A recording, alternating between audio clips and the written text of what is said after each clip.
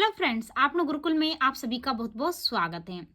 जैसा कि हम जानते हैं कि रीट भर्ती परीक्षा आने वाली है, तो उससे संबंधित क्वेश्चन हमें हल करने हैं और वो भी क्या है, कोहलबर्ग, वाइटोस्की और जीन पियाजे के सिद्धांत पर आधारित ये क्वेश्चन है।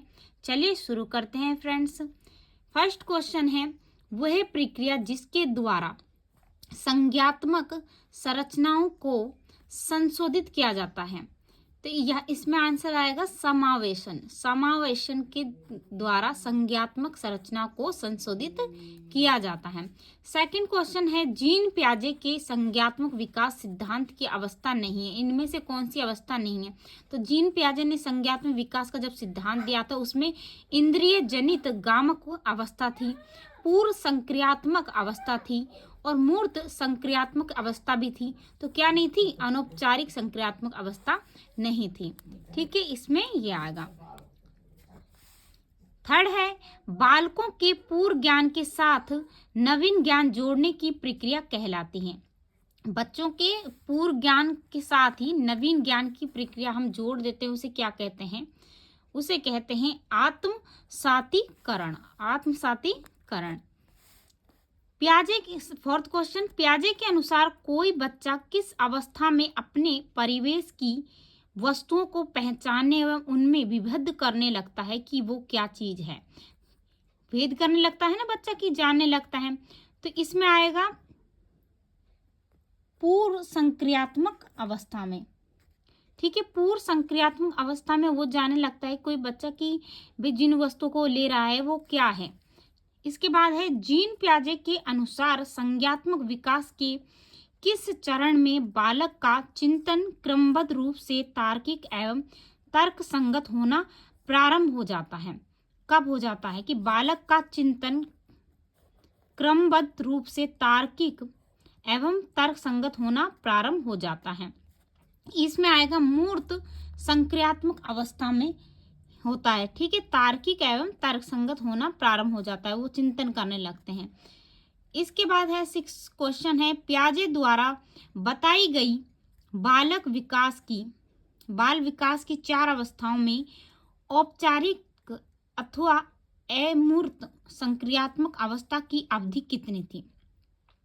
किसकी? औपचारिक अथवा अमूर्त संक्रियात्मक अवस्था की अवधि वो थी 11 वर्ष से लेकर प्रौढ़ावस्था तक। ठीक है, इसमें ये आएगा 11 वर्ष से लेकर। ये क्या है? अमूर्त संक्रियात्मक। इसमें वो वस्तु को ना दिखाएं तब भी वो बच्चे समझ जाते हैं, या जो बड़े होते हैं वो समझ जाते हैं कि भाई ये क्या है। हम समझते हैं ना बिना दिखाए भी।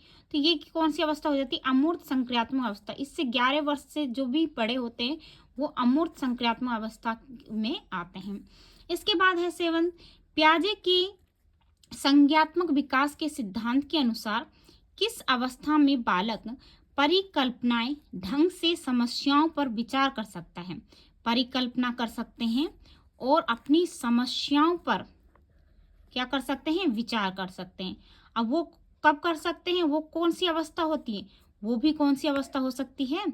अमूर्त संक्रियात्मक अवस्था। यहाँ बताया ना, अमूर्त संक्रियात्मक अवस्था में जो उम्र होती है वो कितनी होगी? 11 वर्ष से प्रौढ़ अवस्था तक। नेक्स्ट क्वेश्चन, वातावरण के अनुसार स्वयं को ढालना कहलाता है? वातावरण के अनुसार स्वयं को ढालना, ठीक है, स्वयं को ढालना कहलाता है अनुकूलन।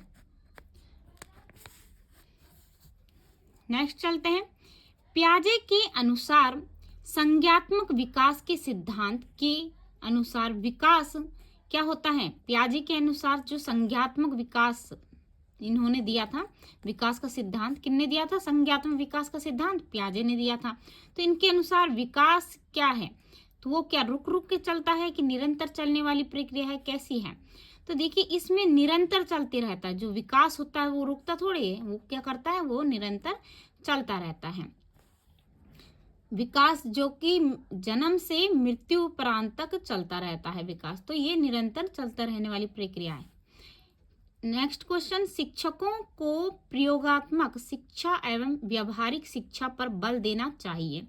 प्रयोगों के माध्यम से बालकों में नवीन विचार का संचार होता है एवं इसमें उनमें मौलिकताओं का सृजन होता है। निम्न में से ये कथन संबंधित है, किससे संबंधित है? तो ये पियाजे द्वारा कहा गया, तो पियाजे के संज्ञात्मक विकास के शैक्षिक महत्व से संबंधित है। ठीक है, शैक्षिक महत्व से संबंधित है। तो क्योंकि इसमें बताया कि उनमें मौलिकता का सृजन होता है। याद रखें कि मौलिकता का सृजन होता है कब? शैक्षिक महत्व, विकास के शैक्षिक महत्व से है। ठीक है, नेक्स्ट क्वेश्चन, निर्माण और खोज का सिद्धांत निम्नलिखित में से किसने दिया था? देखिए पेपर में भी आपके ऐसे ही आएगा फ्रेंड्स कि जो निर्माण और खोज का सिद्धांत किनके द्वारा दिया गया है। तो आप इनको याद रखें कि किसने दिया है जो निर्माण और खोज की अवस्था। तो इसमें आएगा जीन पियाजे द्वारा दिया गया है निर्माण और खोज का सिद्धांत। नेक्स्ट क्वेश्चन, इंद्रजनित गामक अवस्था होती है, इंद्रिय जनित गामक अवस्था होती है जन्म से 2 वर्ष तक, जिससे बच्चे अपनी इंद्रियों के माध्यम से क्या करते हैं? इशारे करते हैं, बताते हैं। क्योंकि हम 2 वर्ष से जो 2 वर्ष तक के बच्चों को समझ नहीं पाते वो क्या कहना चाहते हैं क्या नहीं, तो वो अपनी इंद्रियों के माध्यम से, ठीक है, हमको समझाते हैं। तो इंद्रजनित गामक अवस्था होती है जन्म से 2 वर्ष तक। नेक्स्ट क्वेश्चन, निम्नलिखित में से किस अवस्था में भाषा संबंधित योग्यता का विकास अपने चरमोत्कर्ष पे होता है? ठीक है, भाषा संबंधी योग्यता का विकास, ठीक है, भाषा संबंधी योग्यता उनमें उत्पन्न होती है, उसका विकास अपने चरमोत्कर्ष पे कब होता है?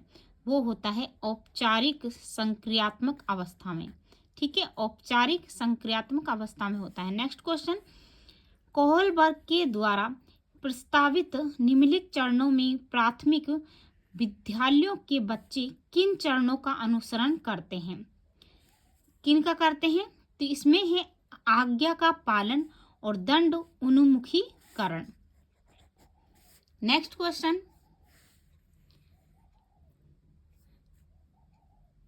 इसमें ये हो रहेगा कि व्यक्तिकर्ता एवं विनिमय, ये दोनों ही हैं। तो यहाँ पर हमने लगा दिया बी और ए। ठीक है, यहाँ आज्ञा पालन और दंड उन्मुखीकरण और व्यक्तिकता और विनिमय। इसके बाद नेक्स्ट क्वेश्चन है, कोहलबर्ग के अनुसार सही और गलत के बारे में बच्चे खालिस्तान चिंतन करते हैं। क्या चिंतन करते हैं? अलग आयु में अलग तरीके से।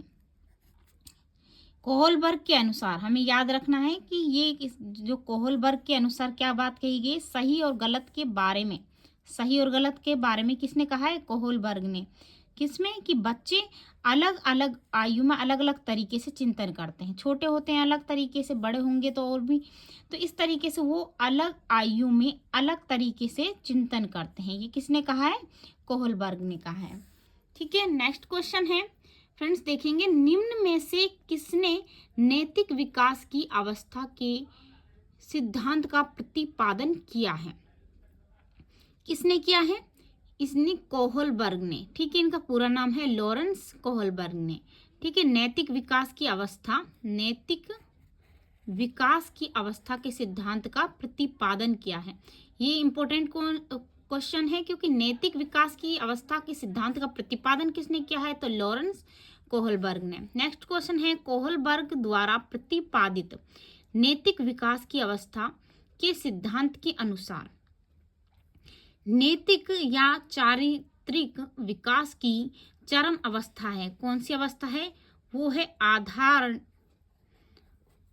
आधार आत्मचेतन अवस्था। नेक्स्ट है, बाल विकास के संदर्भ में निम्नलिखित कथनों पर विचार कीजिए।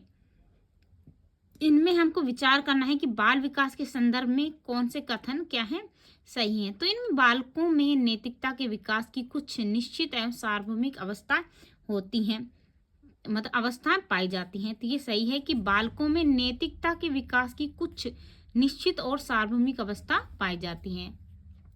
बालक के व्यक्तित्व के हर पहलू के विकास में समाज का एक विशेष योगदान होता है कि बालक के जब व्यक्तित्व में परिवर्तन आता है तो इसमें क्या होता है? सब में समाज के द्वारा ही इसमें क्या होता है? परिवर्तन होता है, तो समाज का योगदान तो होगा। नेक्स्ट है, बाल्यावस्था में बालक के नैतिक वही होता है जो उसके स्वयं अर्थात आत्म कल्याण से जुड़ा होता है। सही है ये भी। तो इसमें से हमें कौन सा आएगा? ए बी सी, तीनों ठीक है। 19वें निम्न में से किसने नैतिक विकास की अवस्था का सिद्धांत दिया है? किसने दिया है नैतिक विकास का? अभी बताया था नैतिक विकास का सिद्धांत। ये देखिए 16 क्वेश्चन कि नैतिक विकास की अवस्था का सिद्धांत किसने दिया है? लॉरेंस कोहलबर्ग ने। ठीक है, तो वही क्वेश्चन है यहीं पे, निम्न में से किसने नैतिक विकास की अवस्था का सिद्धांत दिया है? तो लॉरेंस कोहलबर्ग ने दिया है। फ्रेंड्स नेक्स्ट क्वेश्चन देखते हैं। कोहलबर्ग के अनुसार परंपरागत नैतिक स्तर का काल है। कोहलबर्ग के अनुसार परंपरागत नैतिक स्तर का क्या है? काल किसे कहा गया है? 10 से 13 वर्ष के काल को नैतिक स्तर का, ठीक है, नैतिक स्तर का काल कहा है कोहलबर्ग ने, लॉरेंस कोहलबर्ग ने। कई बार नाम भी पूरा पूछ लेते हैं। निम्न में से किसका संबंध पूर्ण नैतिक स्तर से है? तो आत्म केंद्रीय निर्णय का। ठीक है, इसमें पूर्ण नैतिक स्तर कौन सा होता है? जब बच्चे क्या करते हैं? आत्म केंद्रित निर्णय लेते हैं। नेक्स्ट क्वेश्चन, बच्चों में आधारहीन आत्मचेतना का संबंध उसके विकास की किस अवस्था से संबंधित है? आंसर है किशोर अवस्था से संबंधित है। बच्चों में आधारहीन आत्मचेतना का संबंध उसके विकास की किस अवस्था से? तो किशोर अवस्था से है। ठीक है फ्रेंड्स, आज के लिए बस इतना ही। अगर आपको ये वीडियो अच्छा लगा तो वीडियो को लाइक शेयर, चैनल को सब्सक्राइब करें और इसी तरह की वीडियो देखने के लिए कमेंट जरूर करें।